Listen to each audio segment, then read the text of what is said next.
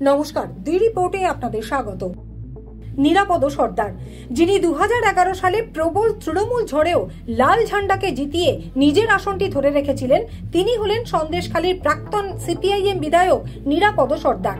উল্লেখ্য, সম্প্রতি ঘটে যাওয়া সন্দেশখালী কাণ্ডে দীর্ঘদিন ধরে ফেরার থাকা সন্দেশখালীর বেতাজ বাদশাহ শেখ শাহজাহানের বিরুদ্ধে বিস্ফোরক মন্তব্য করায় শাহজাহান ঘনিষ্ঠ তৃণমূল নেতা শিবু হাজরার অভিযোগের ভিত্তিতে পুলিশ গ্রেপ্তার করে প্রাক্তন এই সিপিআইএম বিধায়ককে। অবশেষে 17 দিন জেল হেফাজতে থাকার পর খোদ পুলিশের ভূমিকা নিয়ে প্রশ্ন তুলে বিস্মিত কলকাতা হাইকোর্টের বিচারপতি তাকে নিঃশর্ত মুক্তি দেওয়ার নির্দেশ দেন। এরপরেই দেশের অষ্টদশ লোকসভা নির্বাচনের প্রার্থী তালিকায় চমক রেখে সন্দেশখালী কাণ্ডের রাজনৈতিক চাপানুতরের মাঝেই বসিরহাটের নিরাপত্তা রক্ষার্থে সিপিআইএম এর এই প্রাক্তন বিধায়ককে নিরাপদ সর্দারকেই বসিরহাট লোকসভা কেন্দ্রে প্রার্থী ঘোষণা করে বামফ্রন্ট। আর প্রার্থী হিসেবে তার নাম ঘোষণার পরেই বিন্দুমাত্র সময় নষ্ট না করে তীব্র দাবদাহ উপেক্ষা করেই সন্দেশখালী সহ বসিরহাটের 7টি বিধানসভা এলাকাতেই কাস্তে হাতুড়ি তারা প্রতীকে অক্লান্ত প্রচারের মাধ্যমে জনসংযোগ সারছেন তিনি। এদিন যেমন তাকে জনসংযোগ করতে দেখা গেল সন্দেশখালীর 2 নম্বর ব্লকের খুলনা গ্রাম পঞ্চায়েত এলাকায়।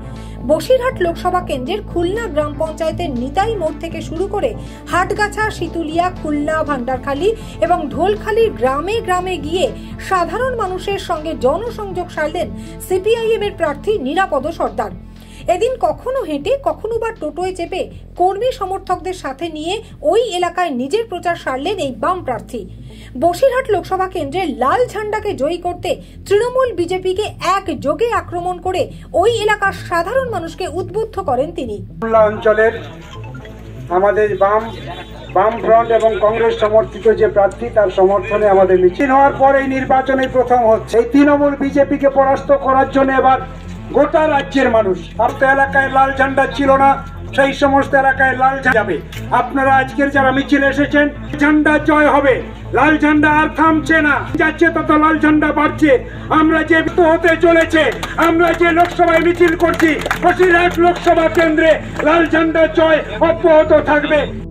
মিছিল চলাকালীন সাংবাদিকদের মুখোমুখি হয়ে নিরাপদ সর্দার জানালেন, বিজেপি এবং তৃণমূল দুটো দলকেই কাঠগড়ায় দাঁড় করিয়েছে সাধারণ মানুষ, তাই সাধারণ মানুষ চাইছে বামফ্রন্ট আবার ক্ষমতায় আসুক। পাশাপাশি এসএসসি কাণ্ডে মুখ্যমন্ত্রীর পদত্যাগের দাবিও জানালেন তিনি। যতদিন যাচ্ছে তত লাল ঝান্ডা প্রশাসনের লোক বাড়ছে। সাংঘাতিক উন্মাদনা এর আগে কখনো দেখা যায়নি।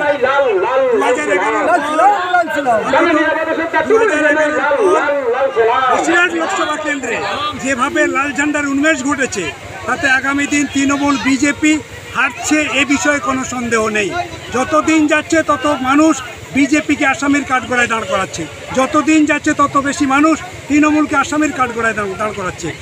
বসিরহাটের মানুষ সবসময় শান্তি চায়, বিভাজন এরা চায় না। সেই জন্য বিজেপি এবং তৃণমূল এরা দুজনেই যে বিভাজন করে এবং দাঙ্গা করে, তার অভিজ্ঞতা আছে বসিরহাটের মানুষের।